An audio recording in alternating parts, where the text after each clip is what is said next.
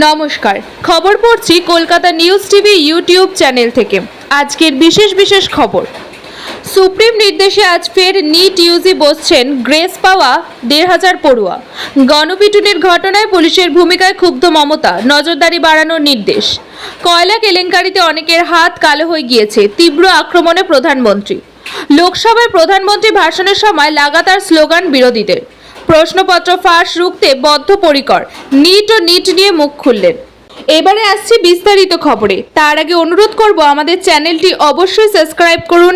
Supreme নির্দেশে আজ ফের নিট ইউজি বসছেন গ্রেস পাওয়া ১,৫০০ পড়ুয়া। সুপ্রিম কোর্টের নির্দেশ মেনে ১,৫৬৩ জন প্রার্থীর জন্য ফের নিট ইউজির আয়োজন করেছে ন্যাশনাল টেস্টিং এজেন্সি বা এনটিএ।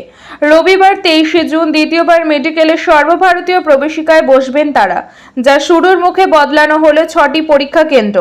আর যাতে নতুন করে কোনো বিতর্ক না হয় সেদিকে সতর্ক দৃষ্টি রাখা হচ্ছে। উল্লেখ্য, দ্বিতীয়বার নিট ইউজিতে বসতে চলা প্রার্থীদের ইতিমধ্যেই দিয়ে দেওয়া হয়েছে অ্যাডমিট কার্ড। এবার যে পরীক্ষা কেন্দ্রগুলি বদল করা হয়েছে সেই তালিকায় আছে হরিয়ানার ঝাজারের নাম। আগেরবার এই কেন্দ্রে ৬ পড়ুয়ায় ৭২০-র মধ্যে ফুল মার্কস পেয়ে প্রথম হয়েছিলেন। রেজাল্ট আউটের পর যা নিয়ে শুরু হয় হইচই। আদালতের নির্দেশ হওয়া দ্বিতীয়বারের পরীক্ষায় তাই কোনো রকমের ঝুঁকি নিতে নারাজ এনটিএ। সেই কারণে রবিবার প্রতিটি কেন্দ্রে হাজির থাকবেন পরীক্ষা নিয়ামক সংস্থার আধিকারিকরা। এছাড়াও সেখানে দেখা থাকে কেন্দ্রীয় শিক্ষা মন্ত্রকের অফিসার ও কর্মীদের। গণপিটুনির ঘটনায় পুলিশের ভূমিকায় ক্ষুব্ধ মমতা, নজরদারি বাড়ানোর নির্দেশ। গণপিটুনির ঘটনা নিয়ে বিরোধীদের চাপ ক্রমশ বাড়ছে। ইতিমধ্যেই এই সমস্ত ঘটনায় মৃতদের পরিবারের পাশে থাকার বার্তা দিয়েছে রাজ্য প্রশাসন। এবার গণপিটুনির ঘটনায় উদ্বেগ প্রকাশ করলেন মুখ্যমন্ত্রী মমতা বন্দ্যোপাধ্যায়। একের পর এক গণপিটুনির ঘটনায় উদ্বিগ্ন রাজ্যের মুখ্যমন্ত্রী মমতা বন্দ্যোপাধ্যায়। ইতিমধ্যেই এই ঘটনায় রাজ্য সরকারের কাছ থেকে অ্যাকশন টেকেন রিপোর্ট চেয়ে পাঠিয়েছেন রাজ্যপাল সিভি আনন্দ বোস। বিগত কয়েকদিনে একের পর এক গণপিটুনির ঘটনা নিয়ে বিরোধী দল বিজেপি রাজ্যের পুলিশ এবং পুলিশ মন্ত্রীকে নিশানা করেছেন। এবার এই প্রসঙ্গে উদ্বেগ প্রকাশ করলেন মুখ্যমন্ত্রী। সূত্রের খবর, গণপিটুনির ঘটনা নিয়ে মুখ্যমন্ত্রী মমতা বন্দ্যোপাধ্যায় উদ্বিগ্ন। মঙ্গলবার নবান্নে পুলিশ আধিকারিকদের নিয়ে তিনি এক উচ্চ পর্যায়ের বৈঠক করেন। সেখানে মুখ্যমন্ত্রী গণপিটুনির এই ঘটনাক্রম নিয়ে বিরক্তি প্রকাশ করেছেন।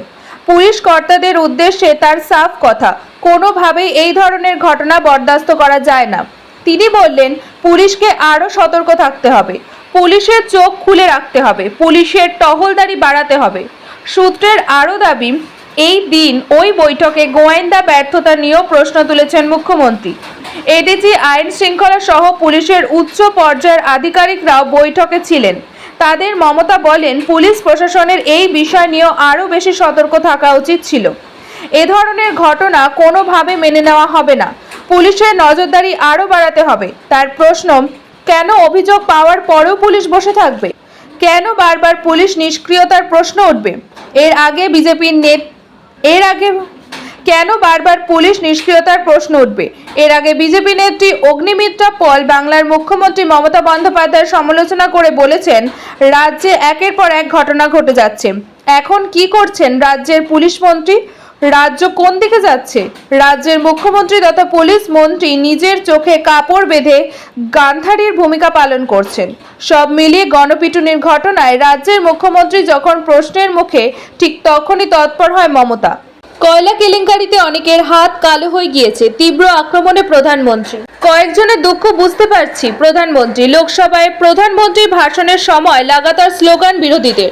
দুর্নীতিতে জিরো টলারেন্সের আশ্বাস প্রধানমন্ত্রীর। তোষণের রাজনীতিকে জবাব দিয়েছে দেশ, প্রধানমন্ত্রী। রোজ হাজার হাজার কোটি দুর্নীতির খবর আসছে। কয়লা কেলেঙ্কারিতে অনেকের হাত কালো হয়ে গিয়েছে, দেশকে ভিতর থেকে ধ্বংস করছে দুর্নীতি, প্রধানমন্ত্রী। দুর্নীতি অস্ত্রে বিরোধীদের তীব্র আক্রমণে প্রধানমন্ত্রী। আগে যখন তখন হামলা চালাতো জঙ্গিরা, চুপ থাকতো সরকার। এখন সার্জিক্যাল স্ট্রাইক, এয়ার স্ট্রাইক হয়, প্রধানমন্ত্রী।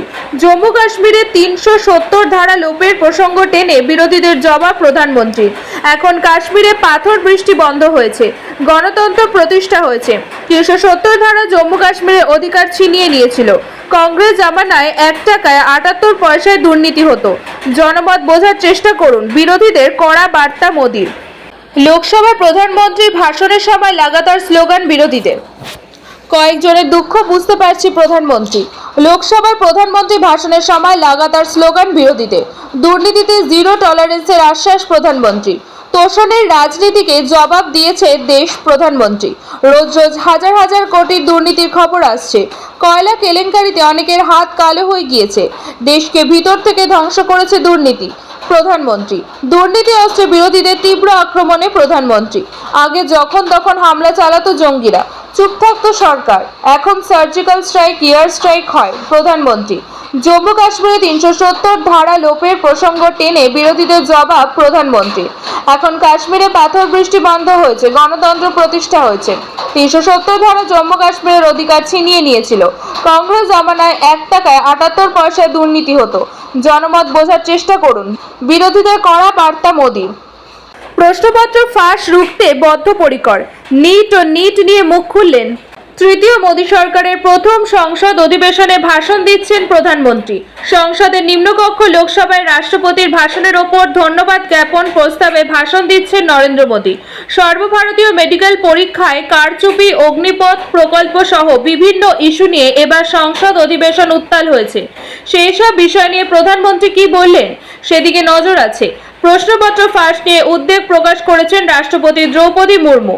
আমি পড়ুয়াদের আশ্বস্ত করছি যে প্রশ্নপত্র ফাঁস রুখতে যাবতীয় পদক্ষেপ করা হবে।